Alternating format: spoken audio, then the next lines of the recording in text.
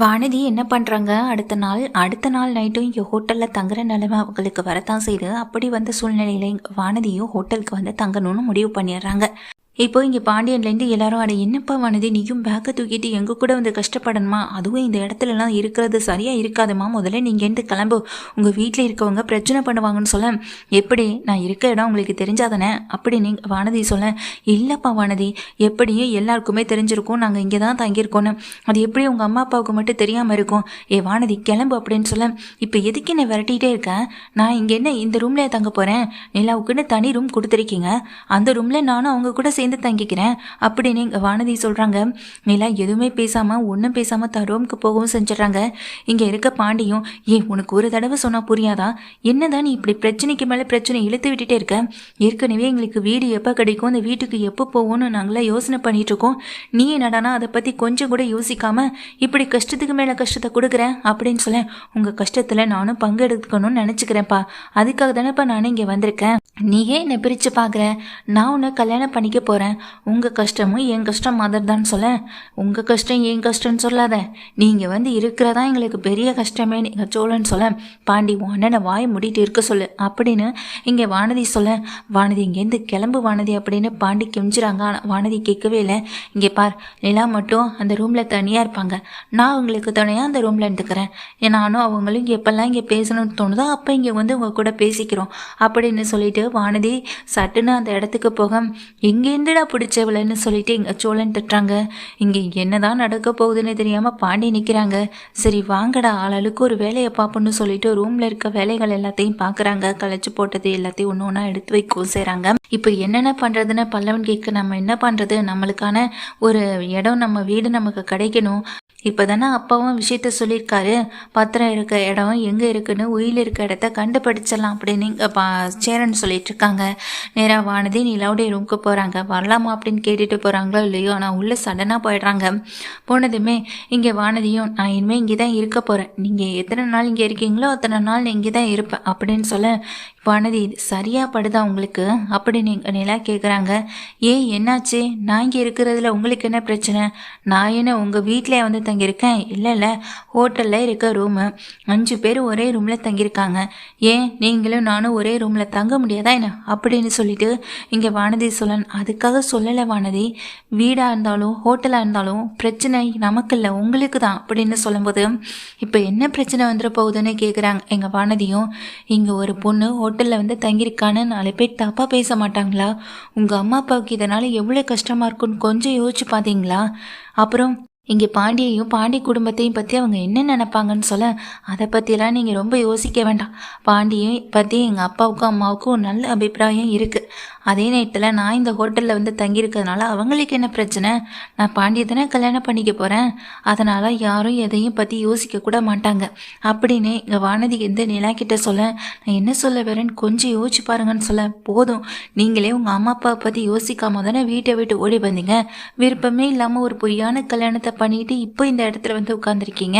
சொல்லப்போனால் இவங்க எல்லாரும் வீட்டை இழந்து இங்கே வந்து உட்காந்துருக்கிறதுக்கு காரணமே நீங்கள் தானே அப்படின்னு இங்கே வானதி நிலாவை பார்த்து சொன்னதும் நிலாவுக்கு ஒரு மாதிரி ஆயிடுது. நிலா இதுக்கு மேலே எதுவுமே பேசாமல் தன்னுடைய வேலையை பார்த்துட்டே இருக்காங்க. அந்த நேரத்தில் தான் ராகு கால் பண்ணிகிட்டே இருக்காங்க. இங்கே வானதியும் ஃபோனை வச்சுட்டு இங்கே பாண்டிக்கிட்ட மெசேஜ் பண்ணிகிட்டே அமைதியாக உட்காந்துருக்கேன். நிலாவுக்கு வர ஃபோனையும் பார்க்குறாங்க, நிலாவையும் பார்த்துட்டே இருக்காங்க. நிலா டக்குன்னு ஃபோன் அட்டன் பண்ணி, சொல்லுங்க ராகவ் அப்படின்னு சொல்ல. என்ன நிலா, நான் கேட்ட டிசைனை முடிச்சிட்டிங்களா இல்லையா, எத்தனை நாள் டைம் கேட்பீங்க அப்படின்னு அங்கே ராகவ் சொல்ல. அதுக்கு நிலாவும், இதோ பார்த்துட்டே இருக்கு ராகவ், இன்னும் கொஞ்ச நேரத்தில் எல்லாமே முடிச்சிடும் அப்படின்னு சொல்லும்போது, நாளைக்கு இதை சப்மிட் பண்ணுறதுக்கான வழியை பாருங்க அப்படின்னு அங்கே ராகு சொல்லிட்டு ஃபோனை வச்சிடறாரு. நிலாவும் ஃபோனை வச்சுட்டு திரும்ப ஒர்க் பண்ணிகிட்டே இருக்காங்க. திரும்பவுமே ராகு கால் பண்ணுறாங்க. இதெல்லாம் பார்த்துட்டு நிலாவும் ஒரு மாதிரியாக பக்கத்தில் இருக்க வானதியும், என்ன ஜென்மமோ, இங்கே ஒருத்தனை கல்யாணம் பண்ணிக்கிறதுக்கு மணமேடை வரையும் போவாங்களாம், இன்னொருத்தனை இங்கே போலீஸ் ஸ்டேஷனில் வச்சு கல்யாணம் பண்ணுவாங்களா, இப்போ அதுவும் வேணான்னு சொல்லிட்டு இப்போ ஆஃபீஸில் வேலை பார்க்குற இன்னொருத்தவங்க கூட பேசுவாங்களா, என்ன பொழப்போ தெரியல அப்படின்னு ஒரு மாதிரி வானதி பேசினதும் நிலாவுக்கு சடனாக ஒரு மாதிரி ஆயிடுது. உடனே தன்னுடைய ஒர்க்கை முடிக்கணும் அப்படின்றதுக்காக இவங்க கிட்ட பிரச்சனை பண்ணிக்கிட்டு இருந்தால் வேலையும் ஆகாது, ஒன்றும் ஆகாதுன்னு நினச்சிட்டு இருக்கேன். இங்கே நிலா ஃபோனை ஆஃப் பண்ணி அதே ரூமில் வச்சுட்டு அவங்க வெளியே வந்து ஒர்க் பண்ணிகிட்ருக்காங்க. என்னங்க இந்த டைமில் இங்கே வந்து வேலை பார்த்துட்ருக்கீங்கன்னு சொல்ல, ஒன்றும் இல்லைங்க, கொஞ்சம் டிஸ்டர்பன்ஸாக இருந்துச்சு அதனால தான் சொல்ல, வானதி ஏதாச்சும் சொன்னிச்சா அப்படின்னு அங்கே சோழன் கேட்குறாங்க. சச்சா அதெல்லாம் ஒன்றும் இல்லைங்க அப்படின்னு சொல்ல, சொன்னால் சொல்லுங்கள் நான் உண்டு இல்லைன்னு பண்ணிடுறேன்னு இங்கே சோழன் சொல்ல, அதெல்லாம் ஒன்றும் இல்லைங்க, பிரச்சனை வேணாம் போங்கங்க அப்படின்னு சொல்லி அனுப்பி விடுறாங்க. இங்கே நிலா தனியாக உட்காந்து வேலை பார்த்துட்டு இருக்கத பாண்டியும் கவனிக்கிறாங்க. உடனே மெசேஜ் பண்ணி கேட்குறாங்க வானதிக்கு, என்னாச்சு அண்ணியே வெளியே வந்து உட்காந்துருக்காங்கன்னு சொல்லி கேட்க, உன் அண்ணியை நான் என்னமோ விரட்டி விட்ட மாதிரி என்கிட்ட கேட்டுக்கிறேன், அது என்னமோ நீ அவங்கக்கிட்டே கேட்டுக்கோ, அப்புறம் வார்த்தைக்கு வார்த்தை அண்ணின்னு சொல்கிறத நிறுத்திக்கோ, அவங்க ஒன்றும் உனக்கு அண்ணி கிடையாது, நடிக்கிறாங்க அவ்வளவுதான் அப்படின்னு சொல்ல, இங்கே பாண்டி கோபத்தில் ஃபோனை கட் பண்ணிடுறாங்க. நிலாவும் வேலையெல்லாம் முடிச்சுட்டு ரூமுக்கு போனதுக்கு பிறகு வானதியும் தூங்கிடுறாங்க, நிலாவும் படுத்து தூங்கிடுறாங்க.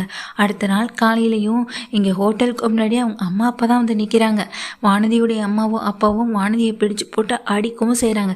என்ன தைரியம் இருந்தால் ஹோட்டலில் ரூம் போட்டு தங்குவேன், உன்னால் என் மானம் மரியாதைன்னு எல்லாமே போச்சுரி, ஒரு பையன் கூட ஹோட்டலில் ரூம் போட்டு தங்கியிருக்கா உன் பொண்ணுன்னு என்னைட்டே வந்து அசிங்கமாக பேசுகிறாங்கடி, எங்களுக்கு திருப்பி கொடுத்த மரியாதை எல்லாமே போதுண்டி அப்படின்னு சொல்லிட்டு இங்கே சத்தம் போடவும் செய்கிறாங்க.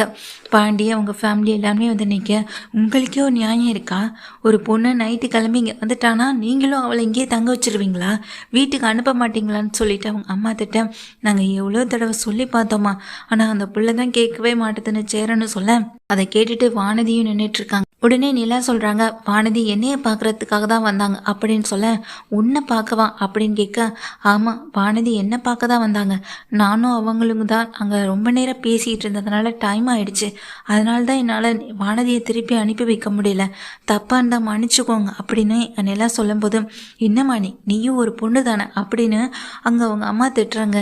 இப்போ எதுக்கு சத்தம் போட்டுட்ருக்கேன், வீட்டுக்கு தானே வரத்துக்கு ரெடி ஆகிட்டுருக்கேன் அப்படின்னு சொல்ல, இதை கேட்ட உடனே அவங்க அப்பாவும், இவளை பெற்றதுக்கு நம்ம இன்னும் என்னென்ன கஷ்டத்தை அனுபவிக்க போகிறோமோ தெரியல அப்படின்னு சொல்லிட்டு அந்த இடத்த விட்டு கிளம்பி போக, இதுக்கு தான் நான் ஆரம்பத்திலே சொன்ன வானதி, என்னுடைய பிரச்சனை வேற உன்னுடைய பிரச்சனை வேற, என்னுடைய லைஃபு இப்படி தான் போகணுன்னு இருக்குது, நான் போயிட்டுருக்கு, ஆனால் உன்னுடைய லைஃப்பை தீர்மானிக்கிறது நீ, உங்கள் அம்மா, உங்கள் அப்பான்னு எல்லாருமே இருக்கீங்க, என் லைஃப் மாதிரி உன்னோடது ஆயிடக்கூடாதுன்றதுக்காக மட்டும்தான் நான் எடுத்து சொல்லிகிட்ருக்கேன், ஆனால் நான் என்னமோ அதிகாரம் பண்ணுறதா நீ நினச்சிட்ருக்க, உனக்கு நல்லதை மட்டும்தான் சொல்கிறேனே தவிர நீ கெட்டு போகணுன்னு எந்த எண்ணத்துலேயும் நான் சொல்லவும் இல்லை, அதை நீ புரிஞ்சுக்கவும் இல்லை அப்படின்னு சொல்லிட்டு எல்லாம் அங்கேருந்து கிளம்பிடுறாங்க. வானதி அமைதியாகவே நிற்க பாண்டி வராங்க.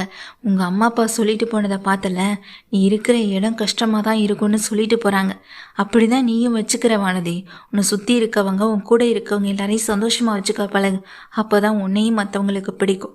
ஆனால் நீ என்ன பண்ணிகிட்டு இருக்க, மற்றவங்க மனசு கஷ்டப்படணும் சங்கடப்படணுன்றதுக்காகவே தான் எல்லாத்தையும் பண்ணிகிட்ருக்க. என்ன நீ ஒரு நைட் வந்து தங்கினதுனால எங்கள் கஷ்டம்லாம் சரிஞ்சு போச்சா, எல்லாம் முடிஞ்சு போச்சா, இல்லைல்ல, இப்போ எங்களுடைய வீட்டை மீட்கிறதுக்கு நாங்கள் தான் ஓடணும் ஒடியாரணும், நீ எங்கள் கூட ஒடியாரணும்னு அவசியம் இல்லை, உங்கள் அம்மா அப்பா சொல் பேச்சு கேட்டு அவங்க சொல்கிற மாதிரி நடந்துக்கிட்டால் போதும், தேவையில்லாமல் இங்கே வந்து எங்களையும் மேலும் மேலும் கஷ்டப்படுத்தி அவமானப்படுத்திகிட்டு இருக்காத அப்படின்னு பாண்டி சொல்ல, அங்கே நின்றுட்டுருக்க வானதி அவமானப்பட்டு அந்த இடத்த விட்டு வெளியே போகவும் செய்கிறாங்க. இது எல்லாம் இந்த வானதிக்கு தேவைதானே இங்கே சோழனும் நின்றுட்டுருக்காங்க. நாம் அடுத்து என்ன பண்ணலான்னு பார்க்கலாம், நம்ம வீட்டை மீட்கிறதுக்கு பத்திரம் எங்கே இருக்குது என்ன ஏதுன்றதை பார்த்தாகணும், அதை முதல்ல பண்ணுவோம் அப்படின்னு சொல்லிட்டு சோழன் நிலான்னு இவங்க எல்லாரும் ஒரு பக்கம் ரெடி ஆகிட்டுருக்காங்க. வானதி வந்ததும் வராதுமா இங்கே திட்டு வாங்கி அசிங்கப்பட்டு போகிறது தான் மிச்சமாகவும் இருக்குது. இந்த நிலாவை வச்சு நைட்டு பேசினதுக்கு எல்லாமே நிலா கரெக்டான பதிலடியை காலையில் திருப்பி கொடுத்துட்டு தான் போகிறாங்க. யார்கிட்டையும் நம்ம எந்த விதமான கடனையும் வச்சுக்க கூடாதுன்னு எல்லாம் மனசளவில் நினைக்கிறாங்க. அதான் இங்கே வானதி கொடுத்த கடனை திருப்பி கொடுத்துட்டே போகிறாங்க டபுள் மடங்கா.